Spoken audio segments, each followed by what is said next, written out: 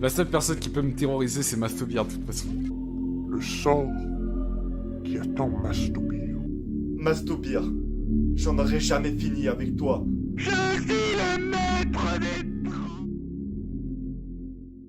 Salut à tous, c'est le Finding 100. Alors, je le poste sur Patreon, ce qui veut dire que seuls ceux qui m'auront fait un don avant Halloween pourront regarder ce Finding que j'ai promis sur Twitter il y a quelques jours à mettre sur ma chaîne YouTube pour Halloween. Bon visionnage. Une des choses qui m'a le plus traumatisé lors de mes recherches sur Internet, c'est l'une des personnes les plus monstrueuses avec qui j'ai interagi durant ma carrière en recherchant sur des forums, notamment sur 4chan ou Reddit. Cette personne a la particularité d'être connue uniquement sur le forum de jeuxvideo.com. Le forum de jeuxvideo.com, je n'ai jamais voulu en parler car j'ai beaucoup d'antécédents avec eux et que c'est un forum de harceleurs qui ne mérite pas d'être actif. Si vous voulez un conseil, n'allez jamais sur ce forum. Ou alors oui, mais pourrissez-le en masse. C'est quelque chose que je n'ai pas l'habitude de dire dans ma vidéo, mais s'il y a bien un endroit que je ne veux plus voir sur Internet, c'est ce forum. Comme vous le savez, j'ai été harcelé maintes et maintes fois à cause d'eux. Ils ont appelé ma mère. Il y en a notamment un qui s'appelle Poricon, qui m'a harcelé. Il a retrouvé mon adresse. J'ai dû changer d'adresse. Et durant mes recherches, j'ai découvert quelque chose d'encore plus gros. C'est que Poricon n'est qu'une petite partie d'un énorme rabbit hole que j'ai découvert cet été. Je vais vous en faire part. Connaissez-vous la quête du vide? La quête du vide, c'est une série de vidéos qui perdure depuis le 31 octobre 2020, un cocasse, vu qu'on est le 31 octobre 2023. Je poste ça 3 ans après. Haha lol. J'ai regardé toutes ces vidéos depuis le début et j'ai ressenti un profond mal-être que plus jamais dans ma vie je ne voudrais ressentir. Sachez que toutes les personnes que je vous ai présentées à ce jour dans ma chaîne YouTube, jamais aucun d'entre eux ne peut surpasser la folie de la personne que je vais vous présenter aujourd'hui. Cette personne, c'est l'autoproclamé maître des trolls, Mastobir. Alors, Mastobir, c'est quelqu'un que je ne respecte vraiment pas. C'est le chef du Porygang et aussi quelqu'un qui a harcelé beaucoup de fois mes amis de la communauté Splatoon, Léopold, avec qui j'ai déjà interagi en public, Octoboy, que j'aime beaucoup, c'est un ami à moi, qui s'est malheureusement fait harceler par ce troll. Alors, pourquoi est-ce que je vous parle de ce troll? Eh ben, c'est parce que, spoiler alerte, il n'est plus sur Internet. Il est un utilisateur sur Discord qui a été connu entre 2018 et 2020 pour son hack Discord très réputé car extrêmement efficace. Il mettait des bots infectés dans des serveurs qui pouvaient prendre le contrôle. C'était un système tentaculaire qui pouvait prendre le contrôle de plein d'autres serveurs. J'ai d'ailleurs assisté moi à cette époque à la destruction du serveur de Pourquoi avoir peur à cause de Mastobir qui lui a détruit à l'aide de ses virus. Pour vous expliquer, c'est quelqu'un qui est reconnu en vérité comme quelqu'un des temps profondément stupide et impuissant, dû au fait qu'il est probablement et simplement un enfant sans surveillance qui déverse sa haine et sa colère en arrianisant du harcèlement de masse. Ce qui est ironique, car il est impossible qu'un enfant, même précoce, puisse instaurer la crainte dans des serveurs Discord et communautés entières par la seule force de sa persévérance. Il est considéré comme mentalement instable et profondément paranoïaque, dû à ses années de troll intensif et à sa peur de voir ses ennemis se laguer contre lui dans le seul but de le détruire psychologiquement. Il détient ainsi un complexe d'infériorité. Il est décrit par la plupart de ses amis que j'ai connus, moi, et à qui m'ont apporté leurs témoignages, comme quelqu'un de bavard et hypersensible, ayant un besoin vital de se faire connaître et admirer de son entourage. Par conséquent, il est considéré comme étant une personne arrogante avec une grande capacité à mettre des erreurs de jugement dues à un trop grand excès de confiance. De ce fait, il n'est respecté que par les personnes qui ne le connaissent pas personnellement. Vous vous doutez que moi, à la base, avant d'être dégoûté par ce personnage, j'ai été craintif, j'ai eu peur.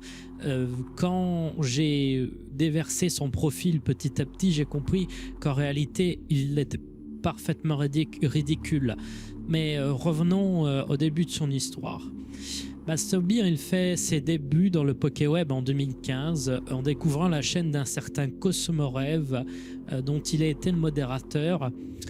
Il a harcelé, parce que c'était une communauté d'enfants, il a harcelé chaque enfant de sa communauté à Cosmorev sans que le streamer ne l'apprenne, et il utilisait son rôle de modérateur pour attention car je mets le timecode car âme sensible s'abstenir. Il a groomé et a demandé des photos à des mineurs de la communauté de Cosmorev en profitant de son statut de modérateur. Cosmorev, lui, ne l'a jamais su. Plus tard, il a créé la brigade du pétage de gueule en référence au Ku Klux Klan de 2015 qui s'appelle le Cricket Connor Clan. Donc c'est un néo-Ku Klux Klan raciste, etc. qui me dégoûte car vous savez que je déteste le racisme. La brigade du pétage de gueule était constituée, comme je vous l'ai dit, de Poricon, l'un de harceleurs. C'est ça qui est dingue car en 2022, quand je me fais harceler par Poricon, je n'ai aucune idée de qui est Mastobeer. Mais pour vous dire à quel point Internet est petit, je me suis fait harceler par le meilleur ami de l'harceleur de mon meilleur ami. Essayez de vous rendre compte à quel point c'est incroyable, à quel point Internet me fait peur, l'immensité, mais à la fois à quel point Internet est petit. Moi, c'est quelque chose qui me fait très peur. En décembre 2016, il rentre en contact avec Granija, qui est le créateur du Neo Ku Klux Klan, qui est déjà arrêté à ce moment-là. Et il l'admire, en fait. Il admire Granija. Et ce dernier va le prendre sous son aile. Et il va l'emmener dans la salière. Dans la salière, il y avait l'un des membres de la Xeon Squad, Kun, qui aujourd'hui est malheureusement raciste, anti-blanc. Et ce qui m'embête, c'est que Léopold, mon ami, il traîne avec Kun. Ils font partie du même groupe. Alors que Kun a fait partie du même groupe que Mastobeer, en plus d'être tous des racistes. Évidemment, mon ami Léopold, il ne serait pas mon ami s'il avait été raciste. Et c'est pour ça que je préfère pas m'attaquer à la Xeon Squad. Il passe ensuite le relais des opérations de raid YouTube de la brigade à Patoche Drudru qui s'attaquera à bon nombre de chaînes. Au fil des mois, Patoche et Mastobeer n'ont plus aucun contrôle de la situation. Toutes les personnes rejoignant la brigade n'étaient que des enfants qui profitaient généralement de la notoriété du groupe pour soumettre d'autres enfants, souvent à des fins personnelles ou par pure jalousie. Alors là, je mets encore un timecode. Ces enfants-là ont tous ont tous été groomés par Mastobeer, et ça me détruit de dire une chose pareille, mais ils ont été manipulés et ont tous envoyé des photos de leur partie intime à ce soi-disant maître des trolls. Ensuite, il y a eu la communauté de Kerb Underworld. Donc en parallèle, tout ce temps, les membres de la brigade se retrouvaient sur leur groupe Skype où ils organiseront des trolls plus importants, comme contre la communauté de Kerb Underworld qui, si vous ne connaissez pas Kerb Underworld, a une communauté d'enfants. Ils allaient dans le chat des lives que Kerb Underworld était sur le point de faire. Ils groomaient les mineurs dans le chat, c'est-à-dire qu'ils demandaient en échange de yokai des photos de leurs parties intimes. Et c'est quelque chose qui me répugne, mais c'est quelque chose dont je dois parler. Moi, Feldup, je dois vous expliquer à quel point c'est immonde, cet être abject qu'est Mastobeer, qui a manipulé tant d'enfants sur Internet. Il ne mérite, à mon avis, pour moi, que la prison. Ensuite, il y a eu Lucien. Sous demande de Granija, la brigade migre sur Discord en juin 2017. Et durant cette période, Orkeos, qui aujourd'hui, eh bien, sans surprise, Orkeos alias Banshift, alias Lixley, est un groomer qui a groomé une amie à moi trans. Et je suis dégoûté de voir que des gens comme eux ne sont pas en prison. Pourquoi des groupes qui perdurent aussi longtemps sur Internet ne sont-ils pas tous en prison à l'heure où je vous parle? Lucien a été harcelé par Granija, Orkeos et Mastobeer avant de se suicider en 2017 et arrêter les lives du Pokéweb. Ensuite, Mastobeer prendra l'habitude de raid des serveurs Discord en plus des vidéos de créateurs en tout genre et utilisera son propre serveur pour mener à bien des dizaines de trolls.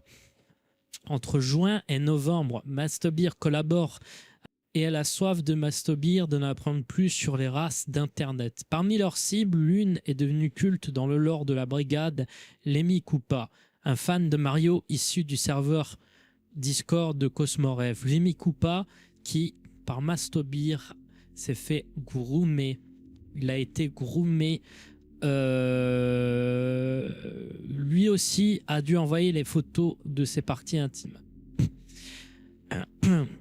Il a ensuite rencontré la fosse sceptique qui l'a harcelé, il a poussé au suicide. Attention, 3 personnes de la fosse sceptique. Et j'ai pleuré quand j'ai vu ça, j'ai pleuré, ça m'a mis extrêmement mal à l'aise car cette personne est vraiment détestable.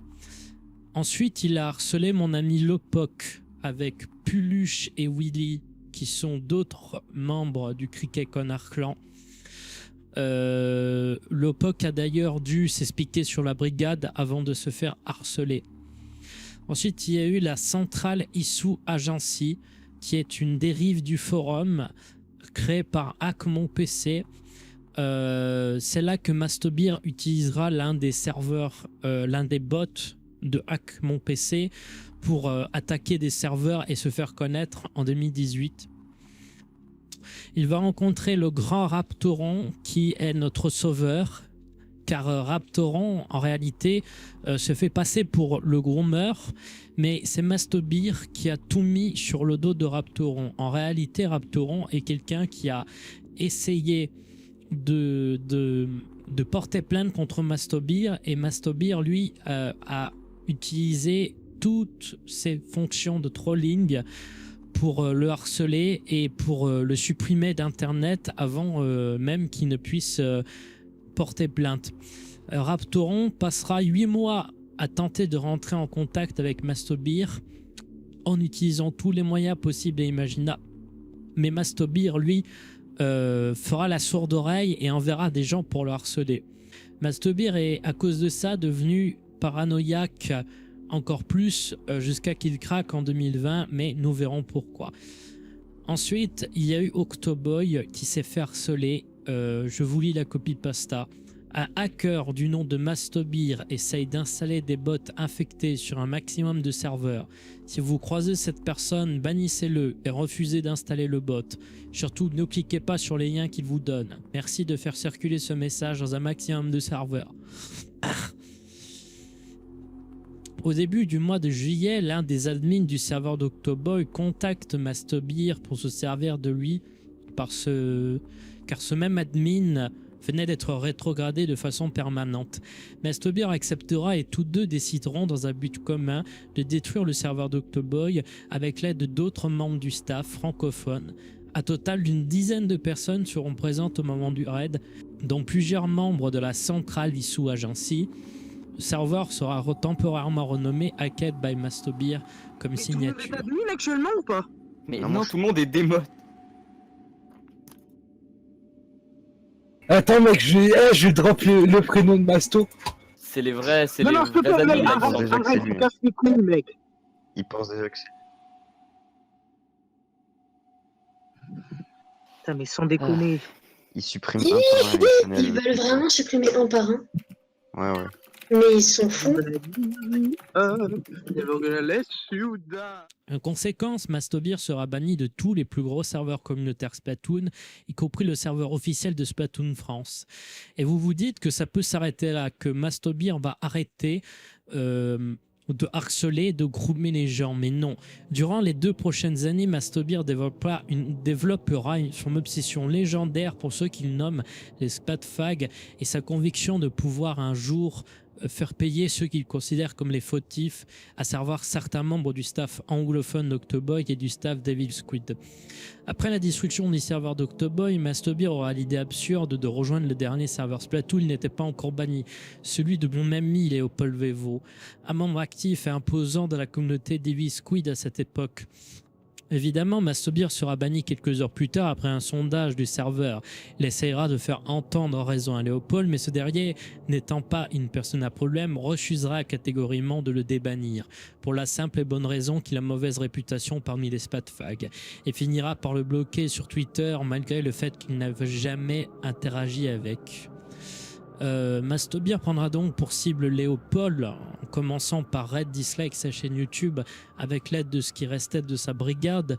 Ils réussiront à totaliser plus de 100 dislikes sur sa dernière vidéo, ce qui l'affectera au point de désactiver le like et dislike et d'aller jusqu'à contacter Mastobeer sur Twitter avec l'aide d'Octoboy pour tenter de découvrir en profondeur le personnage. Il n'aurait jamais dû faire ça car Mastobeer avait encore plus grandi une haine infernale envers eux. De foudre sur le live. Attends, donc c'est vrai, il follow. Du coup, s'il tombe sur mon tweet, il va se ramener au PS. Mais ta gueule, qu'est-ce que tu dis? J'ai pas d'amis là. Tu connais que des furies, des Kikimka, je vais te dire combien de fois. Suite à cette mésaventure, Mastobeer rejoindra le serveur de la jungle, qui deviendra celui de la Cacabox, dont les principaux membres sont Redu, Fligou, Nuzlocke et Lefi. Comme par hasard, ces 4 sont aujourd'hui des groomers. Sauf peut-être Fligou qui est mon ami, les 3 autres sont des groomers, car totalisant de centaines de milliers de followers, ils en ont profité pour groomer des petites filles. Les grands esprits se rencontrent, Mastobeer rejoint le serveur de la jungle, mais comme mon ami Fligou est le seul non-groomer, il a réussi à bannir Mastobeer et à en se débarrasser, avant de devenir ami avec Léopold. Le Porygang, durant le reste de l'année, il va créer le Porygang avec l'aide de Porycon ainsi que de Pigeon. Parallèlement, il commencera à prendre l'habitude d'upload des vidéos sur la chaîne de la Fosse en hackant la chaîne YouTube et en leur volant leur MDP. Ce mec est un énorme malade mental, c'est dire, je pense très sincèrement que je n'ai jamais autant pleuré durant mes recherches. À la fin de sa carrière de trolling, il va créer la quête du vide. En 2020, il crée la quête du vide où il balance une énorme bombe psychorigide, c'est-à-dire qu'en réalité, il devient fou, il rentre en transe et réalise cette vidéo qui symbolise toute la folie qu'il a accumulée pendant 5 ans. Évidemment, il menace chaque personne de ces vidéos, qui ont participé à cette vidéo, pour justement y participer. Et je ne vais pas énoncer les manipulations qu'il a exercées sur eux, car je pense que ce serait trop compliqué et trop dur à soutenir. Personnellement, j'ai été brisé à l'idée de faire cette recherche, car il y a des tonnes de personnes qui m'ont donné du dégoût. Benzemonstre, Christian, Benzemonstre, ils m'ont donné énormément de dégoût, et c'est pour ça que je ne ferai jamais de vidéo sur eux. Encore aujourd'hui, ils sont sur internet, ces personnes-là, tandis que Mastobir, lui, n'a jamais purgé de peine de prison, contrairement à eux. Je souhaiterais donc que chaque personne ayant été harcelée par Mastobir dépose tout de suite plainte contre lui afin qu'un dossier soit constitué et pour qu'il aille en prison. Car je souhaite qu'il aille en prison. C'est quelque chose que je ne dis pas souvent dans mes vidéos, mais ce findings est très important pour moi, car je ressens ce besoin de dénoncer quelque chose qui pourrait grandir ou même pire, revenir et recommencer à être dangereux pour autrui. Faites attention. Concernant la quête du vide, j'ai ces 52 minutes de pure folie. J'ai dû mettre sur pause plusieurs fois, car ayant eu peur, je n'ai pas su comment réagir. La quête du vide, c'est l'ultime message de Mastobir avant de supprimer sa trace d'internet sous son pseudonyme. Après avoir fait l'annonce du plan de la vidéo, il se divise en plusieurs parties. D'abord, qui veut détruire Mastobir? La deuxième partie de la vidéo est une parodie de qui veut gagner des millions. L'émission est animée par un personnage parodique de Jean-Pierre Foucault, dont le doublage est inconnu, ainsi que d'infos publiques. En réalité, la parodie n'est pas sous forme de quiz, mais plutôt d'une biographie dramatisée du profil de Mastobir, afin de mieux connaître la raison pour laquelle il aurait agi de cette manière durant plusieurs années. Après le témoignage censuré de ce qui semble être mon ami Léopold, un schéma est déployé concernant une maladie non nommée dans le passage, qui serait la mastobirite, qui serait un parasite prenant le contrôle de la psyché de son hôte après avoir été en contact de Mastobir. La maladie, elle est décrite par une voix off non identifiée et je cite: en effet, son comportement ne cesse de ravager les gens autour de lui, les menant petit à petit à la folie. C'est-à-dire qu'il est donc expliqué que Mastobir, ou plutôt son comportement, est une maladie à lui tout seul. Pouvant s'emparer de son entourage, les victimes rentrent alors en transe et finissent par faire une crise existentielle avant de s'en prendre personnellement au maître des trolls. On ne sait pas si Mastobir a délibérément fait le choix d'intégrer cette séquence au début de la quête du vide, mais il se pourrait que parler de lui comme étant une maladie serait une façon plus simple d'exprimer son ressentiment face à certaines conséquences de son passage sur Internet, notamment celle de la cicatrice qu'il laissera à quelques personnes. Après explication, le profil du maître des trolls est brièvement raconté pour pouvoir rebondir sur la vérité derrière son personnage, qui serait en réalité contrôlé depuis le début par le entre guillemets majestueux The Trop Fort. C'est donc dans ce passage que l'on y apprend que chaque acte prémédité par Mastobir l'était en fait par The Trop Fort et possiblement raptoront, même si je n'y crois pas. Ensuite, un témoignage de ce qui semble être The Trop Fort sous forme de chaussettes apparaît pour expliquer ce qu'il est devenu depuis qu'il a abandonné Mastobeer.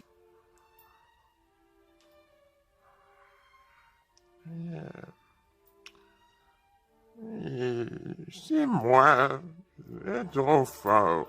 Bienvenue dans mon antre.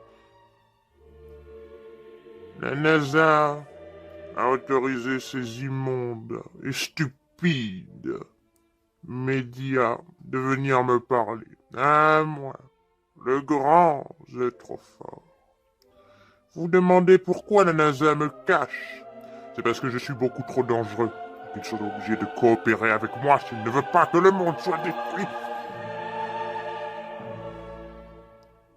Si les médias m'ont appelé, c'est parce qu'ils voulaient savoir le sort qui attend Mastobeer. Effectivement, après sa tentative de suicide, j'ai arrêté de le manipuler, de le posséder. Il était beaucoup trop faible. Je l'ai détruit.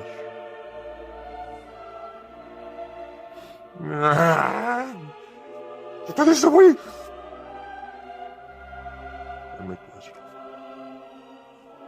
Vous demandez aussi peut-être pourquoi je suis dans une chaussette? Un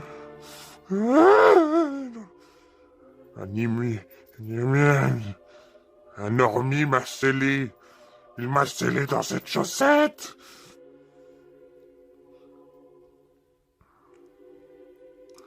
Maintenant, j'attends ma prochaine proie. Un être aussi faible et dégoûtant que Mastobeer se présentera devant moi. Je le posséderai et nous rentrerons de nouveau dans la folie.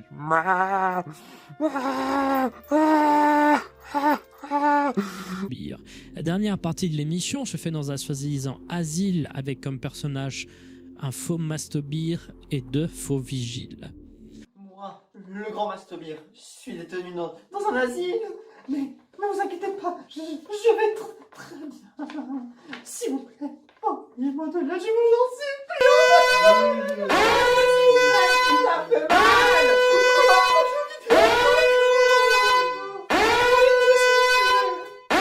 Je suis le métier, mon lait délicieux. La troisième partie est un faux micro-trottoir, parodie de Loris, entre Adro, qui est un journaliste, et Mélie, qui est une passante, qui fait référence à l'interview de Mastobeer. Le dialogue étant complètement incompréhensible après la première écoute, il est possible que les deux personnages n'avaient pas l'envie de participer à la quête du vide, ce qui prouve que quelque part ils étaient été menacés afin de vouloir faire cette vidéo, mais ils ne le voulaient pas. Ensuite, il y a eu Fluckles et Raishan. La quatrième partie, c'est une parodie du plateau de CNews de Christine Kelly et Eric Zemmour. Les personnages sont Wolf Molotov Kelly, Fluckles Zemmour et Raishan, interlocuteur de Zemmour, ici Jack Lang. Les présentateurs lancent le débat sur le sujet suivant: est-ce que Mastobeer est la personne la plus détestable de l'univers? Les deux rivaux sont donc complètement à l'opposé concernant leur avis sur Mastobeer. Le passage sert plus de référence à de multiples trolls de sa carrière, dont il n'est pas censé vraiment se vanter, car c'est beaucoup de grooming, plutôt que d'un vrai débat avec des avis fondés. Ensuite, il y a un passage extrêmement raciste qui est le chasseur de trolls. On y trouve comme personnage principal Sakamoto le chasseur et Furious Crusader le marabout, ainsi que Pigeon le caméraman. Le passage a pour but de montrer la vision qu'ont les ennemis de Mastobeer à son égard. La mise en scène commence avec les trois personnages autour d'un feu de camp devant un manoir Minecraft généré automatiquement dans lequel se terrait Mastobeer.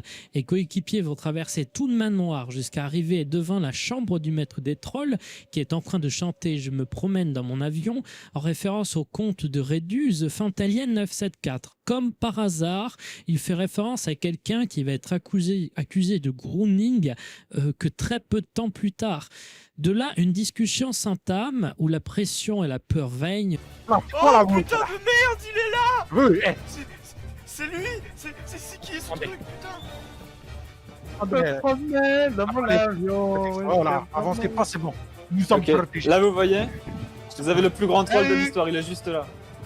Salut les mecs. Oh putain de merde, il parle. Voilà, bras, tu es l'autre, tu dégages la mouche là. Branda Bandumana. Tandara Manana Mata. Mais putain, mais on le dérange. Yamara. C'est le poulet? Et qu'est-ce que vous faites chez moi, les gars? Mais non, mais il parle français en plus. Serbian troll. Calme-toi, pigeon, calme-toi. Je vais appeler la police, là, cassez-vous! Ah putain de merde. Non, mais Appelle la attendez, police, c'est quoi, ce putain. bordel? Ah, j'ai pas envie d'aller en prison, moi je suis bien ici. Non, mais non! Mais c'est bande de bouffons, là! Qu'est-ce que vous faites chez moi? Ça, qu'est-ce que tu fais là? Toi, tu Ok, poses trop de ok, questions, toi.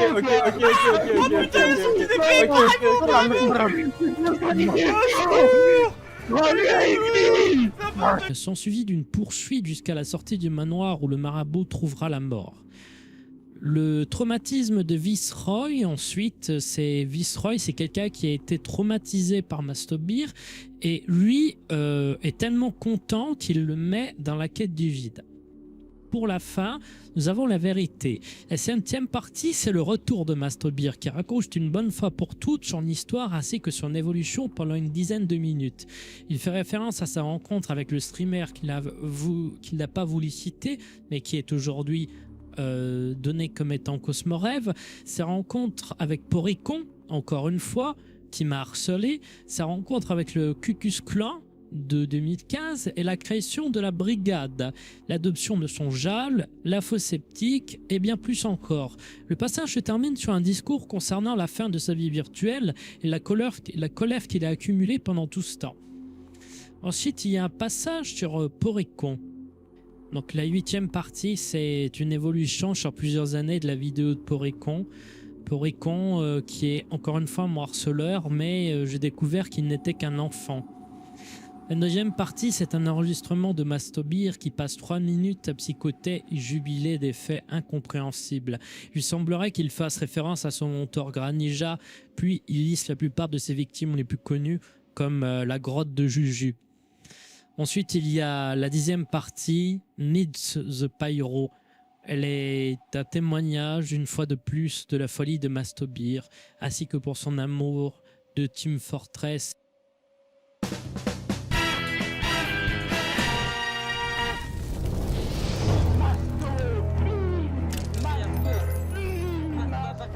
Je n'ai peur de rien ni personne, mais ce troll, il me terrifie. Je vous parlerai pas de ce malade, ok? Il nous écoute pas, j'espère. Laissez-moi sortir. T'as aucune expérience sur internet, tu connais juste de courir avec des coups ma gueule là. On pourrait trembler rien qu'en se faisant une idée de ses pensées les plus disgracieuses. Que pourrait-il bien se cacher derrière son pseudo Nia?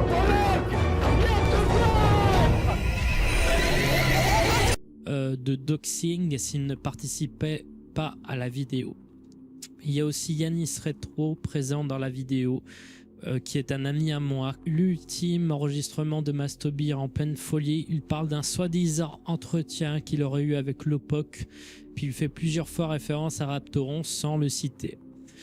La 2e partie est l'illustration de la mort de Mastobir. Ce dernier accepte son sort lorsque la mort en personne vient le chercher pour l'emmener au paradis. Il y rencontre le Yandere-Dev, qui est lui aussi un groomer comme par hasard, et comme par hasard doublé par Kun. On y comprend finalement que le paradis sera le monde réel et que la réalisation de la vidéo lui a permis de faire son propre deuil. Après avoir dépassé ses portes, il se met à chanter de joie avec Yanis Retro, toujours en proie aux menaces. Et la 13e et dernière partie est l'enregistrement final de Mastobir, de lequel il ne remercie personne et qu'il affirme que tous les événements liés à lui après la sortie de la vidéo, le concernant ou non, n'en est en aucun cas orchestré par lui. Absolument personne pour avoir regardé cette vidéo en entière parce que vous êtes sûrement quelqu'un qui est arrivé au bout parce que YouTube c'est formidable. Je tiens à dire que si jamais vous entendez parler de moi suite à cette vidéo, c'est que ce n'est forcément pas moi. Joyeux Halloween, on se revoit en enfer les potes.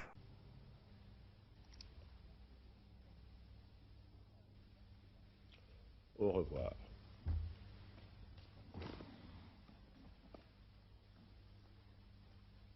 Si vous voulez, ma théorie, Mastobir nous observe toujours. Il a d'ailleurs commencé à m'observer. Si j'en crois la troisième quête du vide qui me concerne, qui a été postée sur la vidéo La chaîne de Jean Man, sachez que la première quête du vide est absolument monstrueuse au sens négatif et que j'ai eu beaucoup de mal à la regarder jusqu'au bout. C'est à la fois... Et ça peut être affreux de dire ça, car je n'ai pas l'habitude de le dire, mais j'ai quelque part un petit peu d'admiration pour la première quête du vide, car extrêmement bien menée, extrêmement folle, et vous savez à quel point j'aime étudier ce genre de comportement sur Internet. Malheureusement, Mastobir a décidé d'être un groomer, ainsi qu'un... Et je ne censurerai pas ce mot. C'est un pet et cette personne doit être punie. En moralité, en lien, j'ai créé un serveur Discord dans les commentaires que vous pouvez rejoindre si vous avez des témoignages à l'encontre de Mastobir. Un dossier va être monté par mon avocat afin de pouvoir l'emmener en prison et le détruire une bonne fois pour toutes.